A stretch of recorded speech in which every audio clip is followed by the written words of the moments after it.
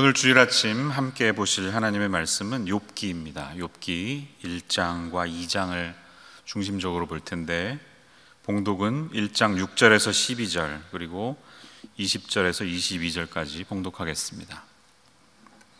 욥기 1장 6절에서 12절입니다. 하루는 하나님의 아들들이 와서 여호와 앞에 섰고 사탄도 그들 가운데에 온지라. 여호와께서 사탄에게 이르시되 내가 어디서 왔느냐? 사탄이 여호와께 대답하여 이르되 땅을 두루 돌아 여기저기 다녀왔나이다.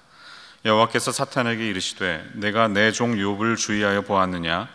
그와 같이 온전하고 정직하여 하나님을 경외하며 악에서 떠난 자는 세상에 없느니라. 사탄이 여호와께 대답하여 이르되 욥이 어찌 까닭 없이 하나님을 경외하리이까? 주께서 그와 그의 집과 그의 모든 소유물을 울타리로 두르심 때문이 아니니까? 주께서 그의 손으로 하는 바를 복되게 하사 그의 소유물이 땅에 넘치게 하셨음이니이다. 이제 주의 손을 펴서 그의 모든 소유물을 치소서. 그리하시면 틀림없이 주를 향하여 욕하지 않겠나이까? 여호와께서 사탄에게 이르시되 내가 그의 소유물을 다 내 손에 맡기노라. 다만 그의 몸에는 내 손을 대지 말지니라. 사탄이 곧 여호와 앞에서 물러가니라. 20절입니다. 욥이 일어나 겉옷을 찢고 머리털을 밀고 땅에 엎드려 예배하며 이르되 내가 모태에서 알몸으로 나왔사온즉 또 한 알몸이 그리로 돌아가올지라. 주신 이도 여호와시오 거두신 이도 여호와시오니 여호와의 이름이 찬송을 받으실지니이다 하고 이 모든 일에 욥이 범죄하지 아니하고 하나님을 향하여 원망하지 아니하니라. 아멘. 꽤 오래전 영화인데요, 아마 2007년쯤 된 영화 같습니다. 이창동 감독이 만든 밀양이라는 영화를 아마 아실 겁니다. 보신 분들도 많이 계실 것 같은데, 여러분들 그 영화를 보실 때 어떤 심정으로 보셨습니까? 아마 크리스찬 입장에서 봤을 때 여러 감정이 들었을 것 같은데, 저는 굉장히 먹먹한 마음으로 보았습니다. 특별히 목사로서 느끼는 감정이 특별했습니다. 마치 부끄러운 나의 어떤 치부를 드러내는 듯한 마음, 기도회 장면이나 교회나 교인들의 이야기를 비교적 담담하게 가리는 것 없이 보여주는 그 장면 속에서 개인적인 많은 생각들을 하게 된 그런 영화입니다. 포스터를 아마 기억하실 거예요. 전도연 씨와 송강호 씨가 나왔던 영화죠. 이 영화의 줄거리는 이렇습니다. 남편을 잃고 아들 준과 함께 살던 고향 밀양으로 피아노 학원을 시작하기 위해 이사온 신혜라는 여자, 전도연 씨죠. 나중에 이 영화 때문에 칸에서 여우주연상을 받기도 했습니다. 그가 카센터를 운영하는 종찬이라는 남자 송강호를 만나게 됩니다. 그리고 그의 보살핌을 받기 시작하죠. 이 여자가 무엇인가를 감추기 위해서, 자신의 모습을 감추기 위해서 돈이 있는 척하면서 막 땅을 보러 다닙니다. 사람들에게 얘기하면서. 돈이 많은 줄 알고 그것을 지켜본 웅변학원 원장, 아들을 가르치던 원장이 욕심을 내서 아들을 유괴하고 돈을 요구하죠. 가진 돈이 사실은 470만 원밖에 없었던 이 신혜가 아들을 살려달라고 사정해 보지만 이미 아들이 죽고 난 다음이었습니다. 아들을 잃어버리고 크게 상심한 그는 우연히 부흥회 광고 그 현수막을 보고 기도회에 갔다가 안수를 받는 중에 하나님을 만나는 것 같은 신비한 체험을 하고 놀라운 평안에 사로잡히게 됩니다. 그리고 곧바로 간증을 하고 다니면서 믿음 좋은 사람으로 사람들에게 인정받고 싶어 하죠. 그 모습 자신도 사실은 정직하지 않은 자신의 모습인지 모르겠지만 사람들이 깜짝 놀랄 만한 엄청난 결정을 하죠. 그것은 자기 아들을 죽인 그 사람에게 찾아가서 내가 하나님의 이름으로 당신을 용서하겠다고 결심했던 것입니다. 사람들은 말렸죠. 큰 결심을 하고 갔는데 정작 거기에 나타난 반응이 무엇이었나요? 그 웅변학원 원장이 나와서 그러시냐고 너무 감사하다고, 자기도 이미 감옥에서 하나님을 다시 만나서 내가 지은 죄를 다 하나님께 용서받았다고 대답합니다. 여기에 이제 완전히 멘붕에 빠지죠. 아니, 내가 용서하기도 전에 이미 하나님이 당신을 용서했다고? 이 충격 속에 면회를 마치고 나오자마자 그는 교도소 마당 앞에서 실신해버리고 이후에는 하나님과의 투쟁을 시작합니다. 하나님께 완전히 분노해버리는 것입니다. 자기가 용서할 기회를 박탈해버린 하나님이 미워서 이제 못된 짓을 골라 하죠. 부흥회하는 곳에 찾아가서 거짓말이야 거짓말이야 이런 가요를 틀기도 하고, 자기가 알던 장로님을 유혹해서 성적으로 유혹하기도 하고, 기도회 모임에 가서 방해하는 행동들을 벌입니다. 우리는 이 영화를 가지고 흔히 용서에 대한 주제로 많이 토론도 하고, 또 그것이 설교 시간에 예화로 많이 등장하기도 했습니다. 여러분, 왜 이 영화를 보시면서 저처럼 불편한 마음을 가지셨나요?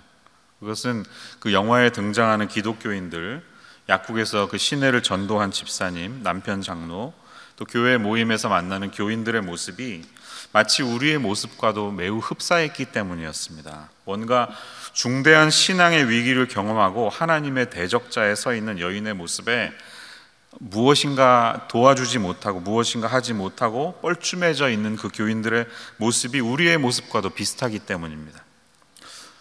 어쩌면 나에게는 그 시내와도 같은 신앙의 위기는 없었는가, 이런 생각도 해봅니다. 내 존재를 뒤흔드는, 마치 자식을 먼저 보내는 듯한 그런 고난의 때가 우리에게 찾아왔을 때 굳건하게 서 있지 못하고 하나님을 원망하는 자신의 모습 속에서 그 시내와 비슷한 동질감을 느끼기도 합니다. 우리는 그런 불편함이 욥기라는 책을 읽으면서 우리 안에 내재하고 있는 것을 경험하게 됩니다. 하나님은 도대체 왜 아무런 책 잡힐 만한 일을 하거나 죄를 짓지 않은 사람에게 이런 감당할 수 없는 엄청난 고난을 허락하시는가? 이 질문에 아무리 해석하려고 해도 뚜렷한 답을 얻지 못하는 것이 욥기에 대해서 가진 우리의 질문입니다. 본문의 1절 이하에 나타나는 것처럼 욥이라는 사람을 연구해 보면 그는 온전하고 정직하여 하나님을 경외하고 악에서 떠난 사람이었다고, 아주 바른 생활을 하던 사람이었다고 말합니다. 아들이 7, 딸이 3, 또 재산도 양이 7천, 낙타가 3천, 생각해보세요. 다 10단위로 딱딱 떨어지죠. 그리고 왜 하필이면 아들이 7이고 딸이 3일까요? 성경에서 7과 3은 완전수를 의미합니다. 10이라는 것도 완전함을 의미합니다. 이렇게 모든 것이 부족함이 없는 철저하게 완전한, 하나도 부족한 데가 없는 동방 최고의 부자였다고 성경은 말합니다. 아마도 욥은 아브라함, 이삭 때처럼 족장 시대에 살았던 사람으로 추정됩니다. 왜냐하면 이 앞장면을 보면 제사장이나 어떤 사사도 없이 족장들처럼 스스로 번제를 드리는 모습이 등장하기 때문입니다. 어쨌든 욥은 요즘 말로 치면 엄마 친구 아들, 엄친아입니다. 흠잡을 데가 하나도 없고 비난받을 행동도 전혀 하지 않고 교회나 사회, 주변 모두에게 인정을 받는 그런 사람이었습니다. 그런데 그에게 찾아온 고통의 파도는 너무나도 컸습니다. 13절 이후에 나오는 내용들을 우리가 보면 아무도 예상하지 못하는 가운데 갑자기 그의 재산이 약탈당하고 빼앗깁니다. 그 리포트가 전해지는 동안에 또 다른 리포트가 와서 양과 종들이 다 불에 타 죽었다는 소식을 듣게 됩니다. Financial disaster, 재정적인 고난이 찾아온 거예요. 요즘 우리가 마치 경제 대공황에 두려워하는 것처럼. 또 아직 말하는 동안에 또 다른 리포트가 날아듭니다. 다른 무리떼가 낙타떼들을 다 빼앗고 종들을 죽여버렸다고. 그리고 곧바로 또 다른 리포트가 전해집니다. 욥의 자녀들 모두가 태풍 때문에 집이 무너지면서 전부 다 몰살당했다는 비극적인 소식을, 자식을 잃어버리는 emotional disaster, 감정과 영혼의 고난이 찾아옵니다. 이뿐만이 아닙니다. 2장으로 가면 또다시 두 번째 고난이 찾아오는데요, 거기에서는 사탄이 하나님의 허락을 받아서 이번에는 욥의 온몸의 발바닥부터 정수리까지 악성 피부병, 종기가 나서 벽돌 같은 것으로 내내 긁어야 하는 그런 극심한 병을 얻게 됩니다. Physical disaster.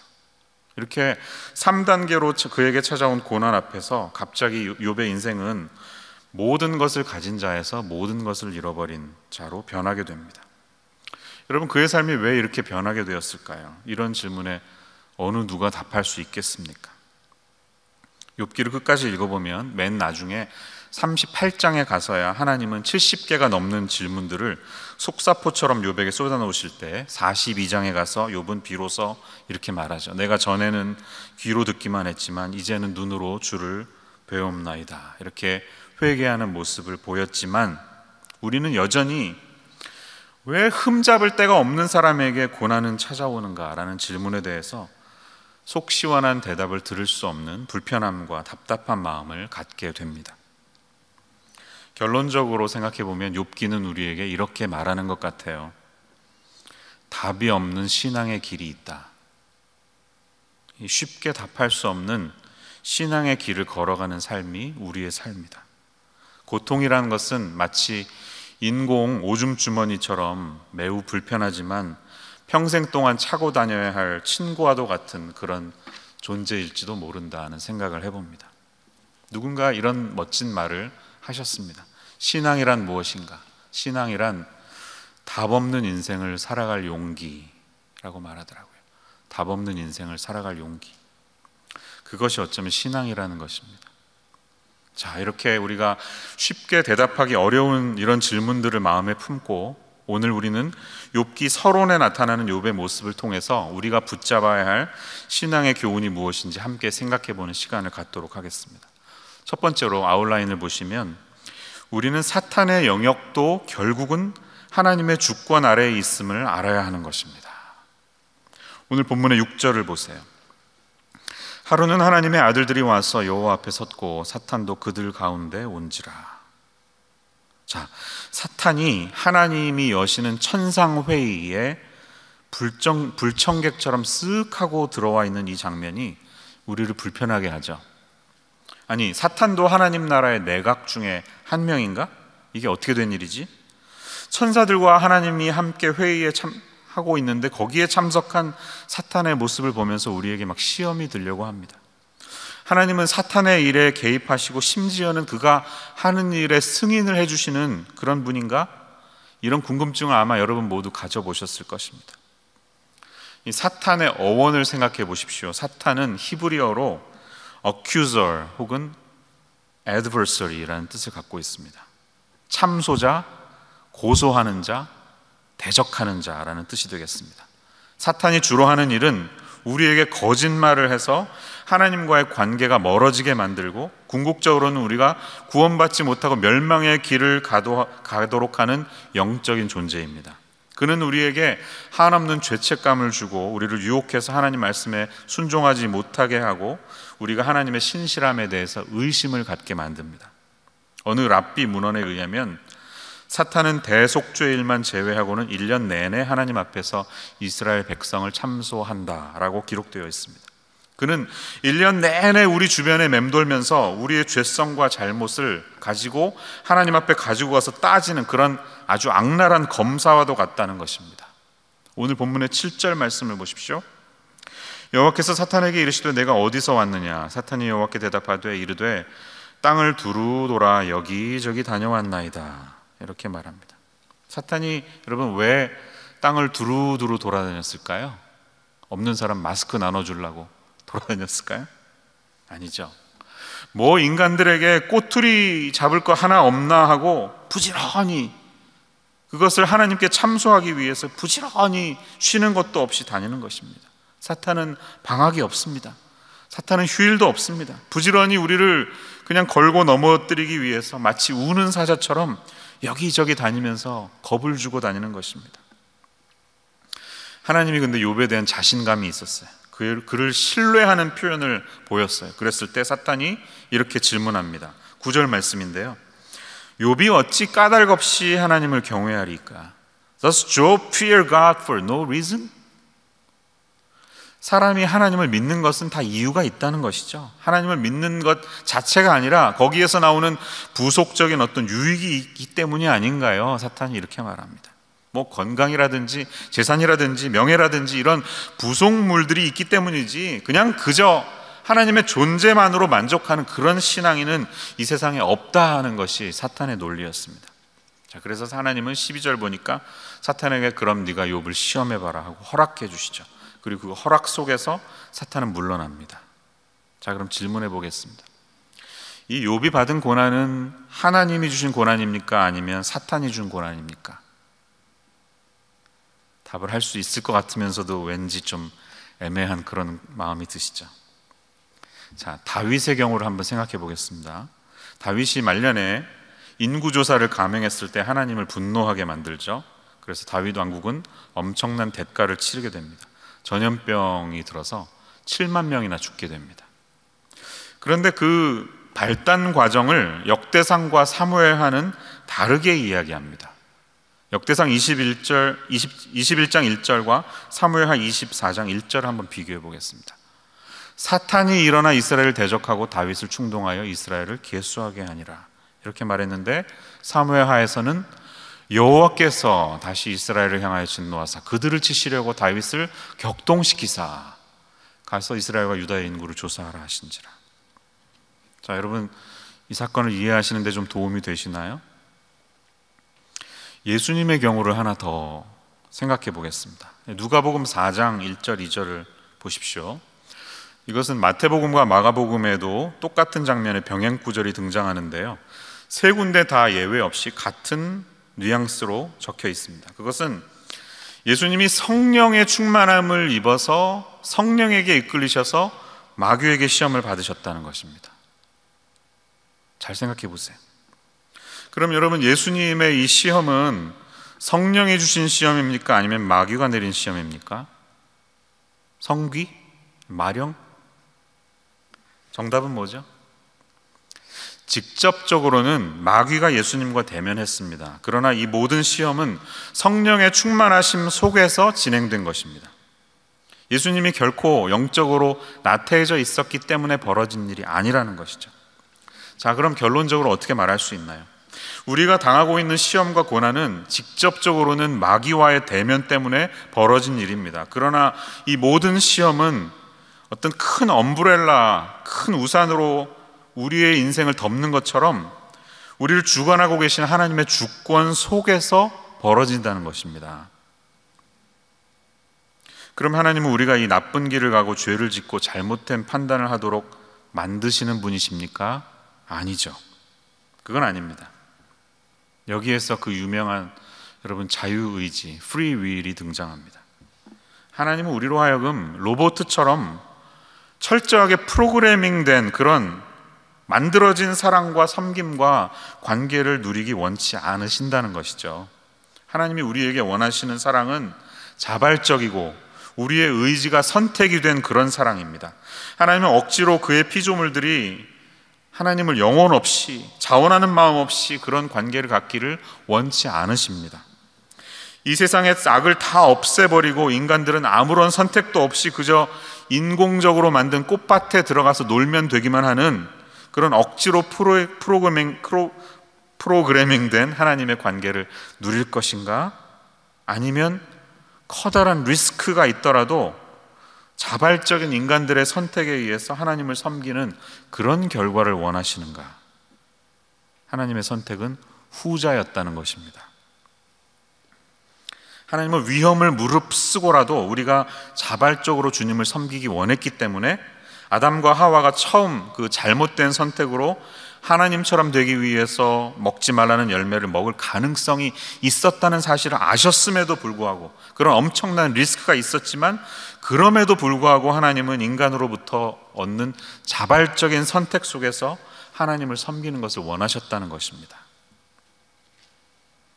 자, 이런 맥락에서 한번 생각해 보세요. 어떤 분들의 질문처럼 만약에 이 세상에 악이 없이 선만 존재한다면 이 세상은 평화롭고 살기 좋은 그런 완전한 세상이 될까요? 여러분 어떻게 생각하세요? 만약에 사람들이 기도하는 대로 원하는 대로 다 이루어질 수만 있다면 세상은 가장 좋은 모습으로 우리에게 찾아올까요? 그 영화, 이것도 오래전 영화인데요, 한 2003년 영화인가 그랬습니다. 브루스 얼마이어티라는 영화를 아마 아실 거예요. 짐 캐리하고 모건 프리먼이 나오는데요, 코미디 영화입니다. 아이들이 볼 만한 영화는 아닙니다. 어른 영화인데, 이 영화는 이런 질문에 대해서 아주 중요한 인사이트를 우리에게 남겨줍니다. 이 브루스라고 하는 짐 캐리가 어느 날 여러 인생의 어려움을 겪다가 불만이 있다가 하얀 옷을 입은 흑인 남성의 모습인 신을 만나서, 모건 프리먼인데 그 신으로부터 신의 능력을 전권적으로 위임받습니다. 그래서 자기가 원하는 대로 세상의 모든 일들이 다 이루어지는 것을 보면서 너무나 즐거워합니다. 그런데 언젠가부터 자꾸 귓속에서 속삭이는 소리들이 너무 많은 거예요. 그 소리가 불편해서 알아봤더니 인간들로부터 오는 다양한 기도의 제목들이었습니다. 마침내 이 기도 제목들을 컴퓨터에 소프트 파일로 정리해서 열어보니까 기도 제목이 끝이 없습니다. 그때그때 바쁘게 열어보는데도 몇백만 건을 처리해야 됩니다. 너무 힘든 거죠. 그래서 귀찮은 나머지 yes to all 해버립니다. 전부 다 기도에 yes라고 답해버린 거예요. 인간들의 기도가 다 응답돼 버린 겁니다. 그랬더니 어떤 일이 일어날까요? 난리가 납니다. 이 감옥 문이 다 열려서 죄수들이 전부 출소해버리고 이들이 범죄를 일으킵니다. 이 복권 당첨자들이 너무 많이 나와가지고 1인당 배당률이 14불밖에 안 되기 때문에 폭동이 일어납니다. 영화의 포인트가 뭘까요? 하나님이 이루어줄 수 없는 잘못된 기도도 있다는 것이죠. 모든 것이 다 예스하고 다 이루어지면 큰일이 난다는 것입니다. 세상에는 이루어질 수 없는 기도도 있고 좀 기다려라 하는 응답도 있고 노라고 말하셔야 하는 하나님이 원치 않으시는 기도도 있다는 말이죠. 이 악이라는 존재는 어쩌면, 고통이라는 이 어려운 문제는 어쩌면 우리에게 이 하나님의 크신 경륜과 섭리 안에서 그분의 마음은 비록 매우 안타깝지만 그럼에도 불구하고 여전히 그분의 능력 안에 컨트롤되고 있는 것이 우리의 현실이 아닐까. 그것 때문에 그나마 우리가 살고 있는 이 세상이 어느 정도의 균형을 유지하고 인간 안에 있는 이 선과 악이 공존하면서 어쩌면 우리의 모습이 지금 현재의 모습은 아닐까 하고 생각해 보았습니다. 이 천주교에서는 복자 blessed one을 정하는 시복 절차가 있을 때 복자가 된 사람들, 이제 죽고 나서 복자가 되는데 또 그 사람들을 나중에 성인으로 시성할 때 굉장히 까다롭고 복잡한 심사의 기간을 거친다고 합니다. 그 과정 속에 등장하는 사람이 있는데 이른바 그 유명한 악마의 변호인입니다. Devil's Advocate. 이 성인이 될 후보가 된 사람의 어두운 면과 단점을 낱낱이 다 조사해서 집요하게 꼬투리를 잡으면서 그 사람이 성인이 되지 말아야 할 이유를 논쟁하는 사람이 바로 이 악마의 변호인입니다. 유명한 예로 마더 테레사가 성인이 될 때 세웠던 악마의 변호인이 유명한 무신론자인 크리스토퍼 히친스라는 사람이었다고 합니다. 무슨 말인가요? 사탄의 역할은 어쩌면 아마도 그런 역할을 위해 이 세상에 있을지도 모릅니다. 우리 자신의 눈으로는 매우 고통스럽고 이해하기 어렵지만 결국은 사탄의 존재 역시 하나님의 크신 주권 아래에서 하나님의 다스림심 속에서 이루어지고 있음을 우리는 믿음의 눈으로 보아야 한다는 것입니다. 결국 욥기가 이야기하고 있는 것은 나는 그래도 여전히 하나님의 주권과 그분의 다스리심 속에 있음을 믿고 있는가? 라는 질문입니다. 이 질문 속에서 우리가 하나님을 신뢰하는 마음으로 욥기를 읽어 내려갈 수 있기를 소망합니다. 두 번째로 우리가 붙잡아야 할 교훈은 이것입니다. 우리가 정답을 알지 못하는데도 억지로 침묵할 필요는 없습니다. 아프면 아프다고 말하셔야 합니다. 자, 이 욥에게 찾아온 엄청난 고난을 우리가 봤습니다. 그런데 그 고난에 대응하는 욥의 반응을 보십시오. 아까 읽었던 욥기 1장 20절에서 22절 내용입니다. 욥은 이렇게 말하죠. 주신 이도 여호와시오 거두신 이도 여호와시오니 여호와의 이름이 찬송을 받을지니이다. 유명한 이 말씀을 합니다. 얼마나 여러분 훌륭하고 모범적인 신앙입니까? 또 두 번째 고난이 찾아왔을 때 그의 반응하는 모습을 보세요. 여보, 이럴 거면 차라리 그냥 욕하고 죽어. 부인이 그랬음에도 불구하고 그는 10절을 보니까 이렇게 말하죠. 그대의 말이 어리석은 한 여자의 말 같도다. 우리가 하나님께 복을 받았은즉 화도 받지 아니하겠느냐 하고 이 모든 일에 욥이 입술로 범죄하지 아니하니라. 얼마나 멋있습니까? 대단한 신앙입니다. 그런데 여러분, 포인트는 이것입니다. 어디까지나 지금은 이 사태가 막 벌어진 처음 단계였습니다. 그렇잖아요. 고통이 찾아온 초기에는 우리가 너무 얼얼해가지고 어떻게 반응해야 될지 잘 모릅니다. 교통사고를 당하면 처음엔 그렇게 아픈지 잘 모르잖아요. 근데 며칠 지나면 막 목이나 허리나 이런 데가 막 통증이 찾아오기 시작하죠. 그런 것과 비슷합니다. 그래서 이제 3장부터 시작되는 욥의 탄식을 눈여겨보세요. 3장 전체는 욥의 탄식인데 1절 말씀 보니까요, 자기 생일을 저주하니라 이렇게 되어 있습니다. 왜 태어났던고, 이것이죠. 그래서 11절로 가면 어찌하여 내가 태에서 죽어 나오지 아니하였던가, 자기의 태어남 자체를 비관하는 슬픈 모습을 보고 있습니다. 좀 비참하지 않습니까? 여러분, 이제야 욥에게 쌓였던 그 감정들, 진짜 감정들이 쏟아져 나오고 있는 것입니다. 이후에 4장에서부터 이어지는 욥의 세 친구들과의 대화 속에서 욥의 감정은 점점 격정적으로 변해갑니다. 짜증이 나는 것이죠. 10장 1절은 이렇게 말합니다. 내 영혼이 살기에 곤비하니 내 불평을 토로하고 내 마음이 괴로운 대로 말하리라. 내 영혼이 너무나도 지쳤다는 것입니다. 그의 마음이 매우 괴롭고 아픈 것을 말하고 있습니다. 또 16장 9절을 보세요. 그는 진노하사 나를 찢고 적대시하시며 나를 향하여 이를 갈고 원수가 되어 날카로운 눈초리로 나를 보시고. 여기에서 그가 누구일까요? 네, 주님이십니다. 하나님. 욥은 영화 밀양에 나왔던 시내처럼 비슷한 마음이 들어서 이제는 하나님이 자신의 원수인 것처럼 느끼고 있는 것입니다. 오히려 욥은 점점 더 정직한 자신의 모습을 직면하고 있습니다. 여러분, 우리는 고통이 찾아올 때 억지로 신앙이라는 가면을 씌워서 아닌 척할 필요가 없습니다.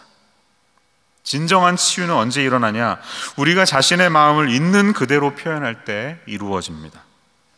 여러분, 하나님께 말하세요. 하나님, 내 마음이 너무 아픕니다. 이 상황을 도저히 이해할 수가 없습니다. 도대체 어떻게 된 일입니까? 왜 옆 사람이 한 일 때문에 내가 고통을 받아야 됩니까? 나 다 할 거 했는데 내가 왜 이 고통을 받아야 합니까? 이렇게 하나님께 물어보세요. 그러나 그분의 존재와 그분의 선하심까지 부인하지는 마십시오. 힘이 드셔도 하나님이 지금 내 삶을 지켜보고 계심을, 또 그분의 다스리심이 여전히 내 삶 속에 있음을 의심하지는 마십시오.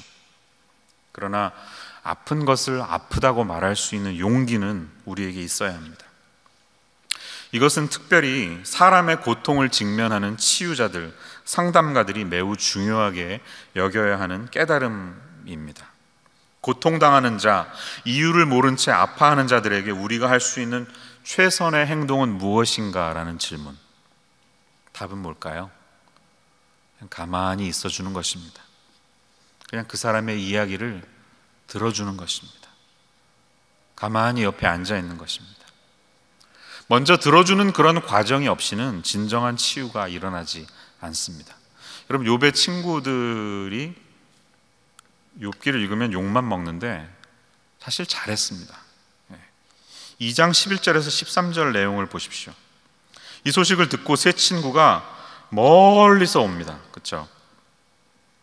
대만 사람 엘리바스, 수아 사람 빌다, 나아마 사람 소발이 위문하고 위로하기 위해서 약속하고 옵니다. 그 당시에는 아마 몇 주일 걸리는 그런 고된 일이었을 것입니다.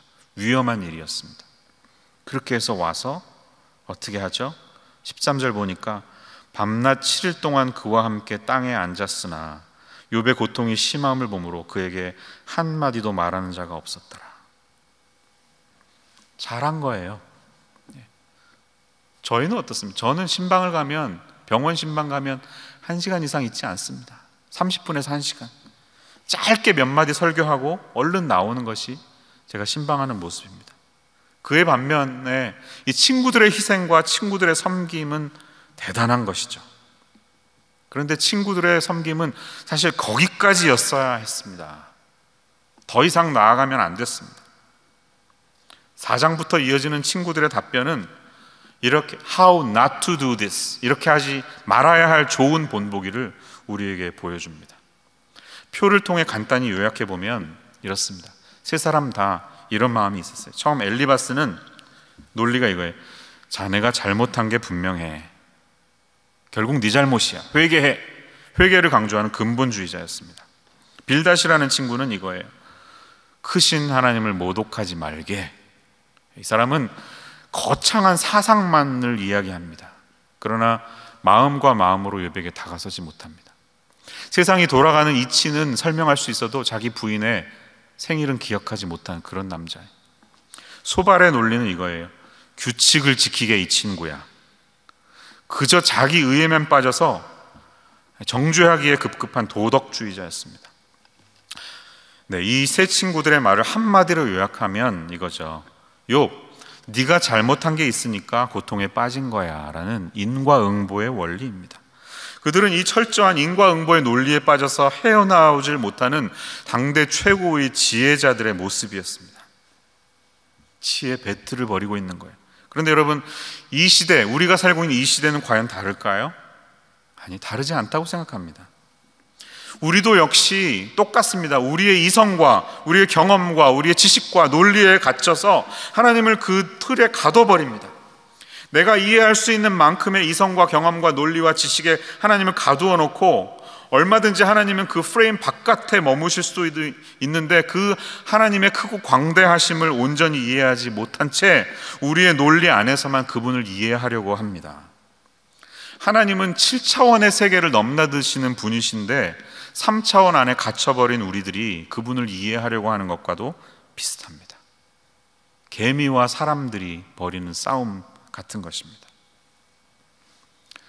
영화 밀양 이야기로 다시 돌아가 보겠습니다. 여러분, 이 밀양의 영화 엔딩이 어떻게 끝나는지 기억하시나요? 이 고통 속에 빠진 시내가 마지막으로 자살 시도를 했다가 정신병원에 갇힙니다.